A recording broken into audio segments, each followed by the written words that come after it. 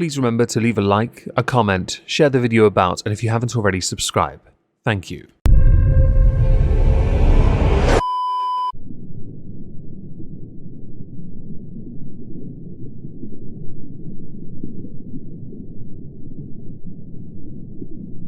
Well, isn't this just fantastic? Captain's Log, Subdates 230616.1. I've relocated to the Lovecraft pod and will wait this situation out over the weekend. If Subfleet are onto me, we'll counter them and then we'll strike. We may though need to extract the Gloriana from Bork's anus, just to level the playing field. Welcome everyone to This Week at Twitter, or Twat. Today we're going to start with the big guy, Ryback. Ryback was once a wrestler for the WWE, sports entertainer within the WWE universe. He was pushed like Goldberg, he was very green, but the results looked alright. His shell shock finish was meh, but it was all about that spot and how impressive he could look because Vince had a hard-on for muscles. He in turn was pushed too early to go against CM Punk and ended up injuring CM Punk quite a few times. Because he was green, he clearly wasn't ready. He did win the Intercontinental title, which made him look semi-interesting for a brief time, but eventually due to a contract dispute he left the WWE. He also had a number of injuries and it's taken him many years to recover from those injuries. He is now, I believe, able to compete again and is trying desperately to push for one against, Goldberg. Yeah.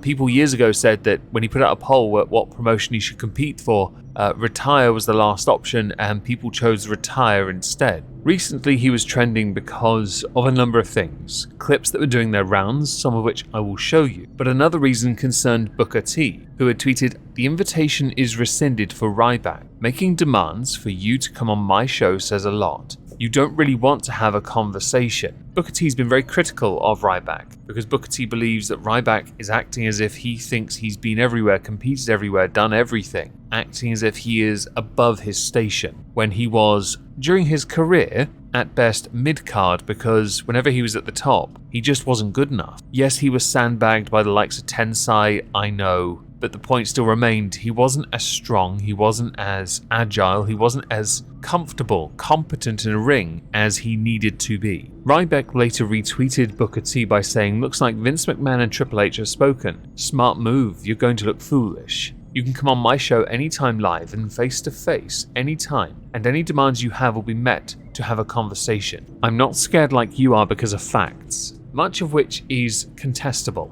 It really is. Ryback had recently gotten the trademark, I believe, back so he can use his name again. I thought perhaps the reason the WWE just gave up on that was because what's the point? He's never going to compete for them again. While Triple H likes to say never, I think the one with Ryback might be a bit too sore, and also pointless because he's not as big as he once was. Ryback on Twitter talks a lot about how he was buried on Twitter, having millions of followers yet not getting the engagement. And that there is a conspiracy afoot that is, if anything, keeping him from being as big as he can be, his brand from being as big as it can be, his supplements and other things that he promotes. Ryback's way of proving that would be this: "Oh, and I have way more TikTok followers than any current WWE wrestler, despite them illegally suppressing my account here now too. The truth always wins and you will not stop me. Reply, at least look before you post something like that." Included is an image of John Cena's Twitter. It's possible the person who responded may not have understood what he said when he meant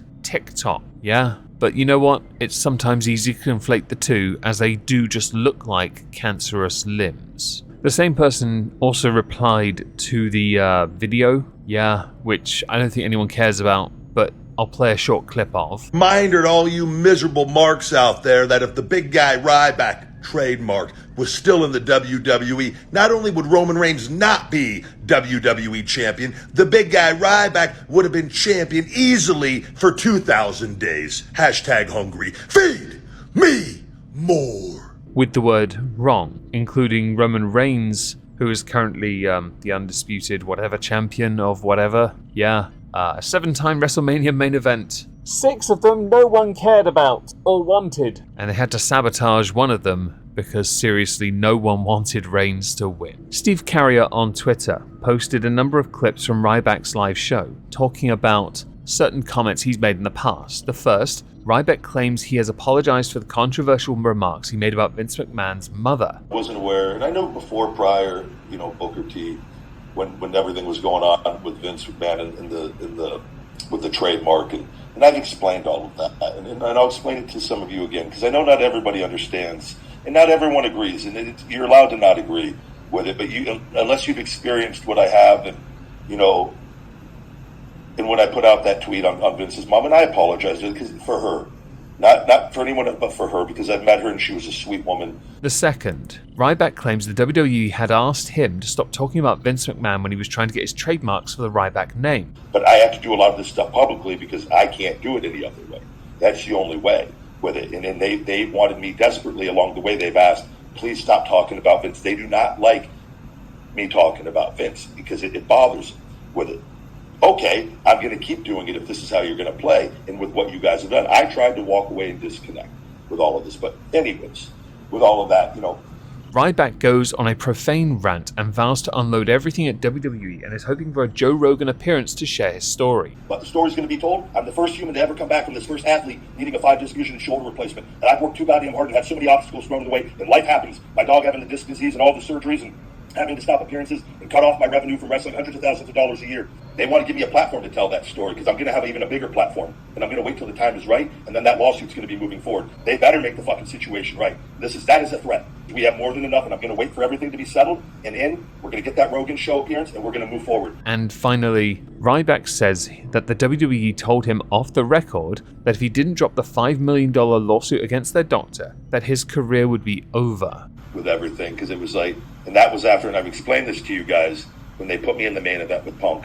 They threatened, I talked about this on yesterday's show, this is stuff like Booker and them, they don't understand the legal stuff that's going on. Jane Geddes called and threatened my job that if I did not drop the multi-million-dollar malpractice suit against the Dr. Herskovici down in Tampa, Florida, Florida Medical, one of those centers, that my career was done off the record. My view is that when it comes to information, the truth needs to be laid bare and transparent for all to see. When it comes to a company like the WWE, that is unlikely. But the same can be said for Ryback. He speaks almost in a vague manner, implying things, suggesting things. But unless you're willing to put the facts out there instead of just saying it, asserting it, which is how it can be interpreted, much of it can be considered nonsense. I will not deny the WWE on the face of it is a shady company and has been for a long time, mistreating its employees or contracted superstars who are self-employed. Okay, it has been renowned for that. CM Punk, the very person you've injured, Ryback, on multiple occasions, is a great example of how one is mistreated. A great example. There are many others, in fact, over the years. But until the information is available, this just seems like someone screaming into the void, especially when they know, and you yourself, Ryback, have said, people aren't listening. While the truth will prevail, according to you, you are being suppressed, as you claim. Others just believe you're a conspiracy nut that bought his followers, which is why you don't get much interaction. You are also, when people criticize you, Ryback, far too trigger happy on the block button. Scrutiny demands that people question everything. Skepticism is applicable. If you cannot handle that, yet assert something as if it is fact, you are not allowing yourself to be held to the same standard as the very people you are constantly attacking. In truth, I'd like to see you compete more in the future, but I don't think you are at the level you think you are at, and would have to rebuild somewhere else. Even if it's in someone like TNA, getting paid bugger all in the process,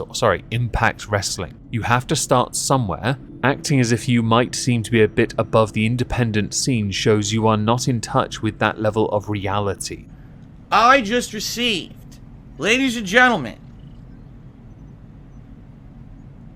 a $1,000 tip. I thought I'd use that as a suitable transition because he loves to spend money on WWE micro in-game transactions, and no doubt would have spent all 1,000 of those mighty dollars on skins. Rather than doing anything remotely grown up like make sure your bills are paid, put money in savings, and, look after yourself a little bit better. Hell, you could have put that towards a hair transplant. So next, let's do a little audience participation. Settle the debate. Fries or onion rings? You can't say both and other sides don't count. This isn't as complicated as people might think. Reply from Tiki Bomber, who I've known since I started on YouTube, I hate this. The answer, I think, is quite simple. Substance-wise, fries are lacking, onion rings are better. Seriously. The second audience participation. Who's the definition of a stupid person's idea of a clever person? Now this was a relevant tweet to Sir David Attenborough trending, because the response to it was Sir David Attenborough. I disagree on this. The man has an academic background in natural sciences. In fact, his children, by the way, both academics. It turns out it's in his genetics. Alright? So is he a dumb person's smart person choice? Yes, but it's because he has some legitimacy to it. Do let me know who you think the stupid person's idea of a clever person is down below, along with settling the supposed debate between fries and onion rings. It would have been more complicated if it was chips against onion rings, because there's more substance with chips and I like to know there's food in my belly. Om nommy nom nom nom. Waka waka waka waka waka. Next. End wokeness. Call of Duty removes popular content creator for tweeting "Leave little children alone." Now, I made a video of this on Monday that tanked. Retweeted by James Lindsay, our ESG reports from Activision Blizzard. We are excited to share key highlights of our ESG efforts across this website. To read all about our ESG efforts in detail, we invite you to download our 2022 ESG report. ESG is environmental, social, and governance, by the way. It's a way of measuring how well companies are doing in taking care of the environment, treating people fairly, and making sure their business practices are ethical. Elon Musk, ESG is the devil. Aaron Sibarium, new from S&P Global to London Stock Exchange. Tobacco companies are crushing Tesla in the ESG ratings. How could cigarettes, which kill over 8 million a year, be deemed more ethical investment than electric cars? One answer, tobacco's gone woke. Retweet by Elon Musk, why ESG is the devil. There's a point to this. There really is. There's a point there, but we'll get to that another time. I just want to put this out there as it is, because it's quite funny on the face of it, and instead move on to another one of these rather amusing little instances where I've seen someone get essentially, yeeted again. I do believe his account's still gone at this point, and that would be Augie, because someone called Libbers of TikTok reported Augie RFC's Twitter account. Now, he is quite edgy on Twitter. Someone did actually say, what did he even say? And they have no idea. Something about trans people, so naturally flag, flag, flag. To which that same person said, so you reported him of something you don't even remember? Was it really that bad or even transphobic? Libbers of TikTok reply, ha ha ha, got you. Along with including, wow, looks like you're a big bad rider for this bozo, lol. Included are images from replies. Yes. Generally speaking, I've only ever reported one person because they were spreading a dox. On Twitter, there are rules, okay? Don't dox. Don't be a dickhead like that. But I remember why I kept it in my head. Augie is somebody that I will admit keeps on getting suspended. Is it justifiable? As I don't believe for the most part in reporting people. I say most part, the doxing part is where my line is. I don't think it is deserved. He is quite edgy with his comedy, of course he is. But as with many things, comedy is subjective. If you don't like his style of content, that doesn't mean you flag him. And also, words like transphobic during Pride Month seem to be very sensitive, very hot. So it is with reluctance many people will touch that subject or touch anything concerning Pride that could be considered criticism, because there are others who will just pounce on it, associate you with that buzzword, and report you to high heaven. I don't recommend it, because sometimes all isn't what it appears. And if you can't remember what it is you flagged them for, then all we know is that Augie got flagged by you. That's it. Because buzzy buzzword. Nothing more, and no suitable context to tell us whether or not you were right or not. It makes you look fickle and weak and does not help anyone at all. I don't know whether Salvo Pancakes is semi-respected anymore. I know he was respected for a time with the Def Noodles incident, but recently he tweeted out, so let me get this right. Meta PCs, Zach Shutt, now sponsor 3 YouTubers who have said hard R's. Keemstar, Augie, and Boblax, what's going on here? Retweeted by Raphael Mania. This tweet is highly on brand for someone with a cozy channel. Reply, good point, and good friends with Nick J. Fuentes, the 55th President of the United States of America. I see we've still got jokes. Just the thing, if someone's got sponsors, please don't go after them or do this kind of crappy thing. It doesn't make you look good in the slightest. The final thing, Dexa2. Dream has announced he'll go back to wearing a mask and has deleted his face reveal due to hate comments. included, a thread, images, confirming it. What's intriguing about this is the idea that the face is no longer going to be remembered. A Google search certainly changes that. The internet is forever, I'm afraid. Ordinary Gamer tweeted, "Man, the Minecraft side of YouTube is so weird and parasocial. Also, how are you going to let 10-year-olds bully you?" Accurate. It's not our fault you look like Stan Smith from American Dad, but with slightly more hair.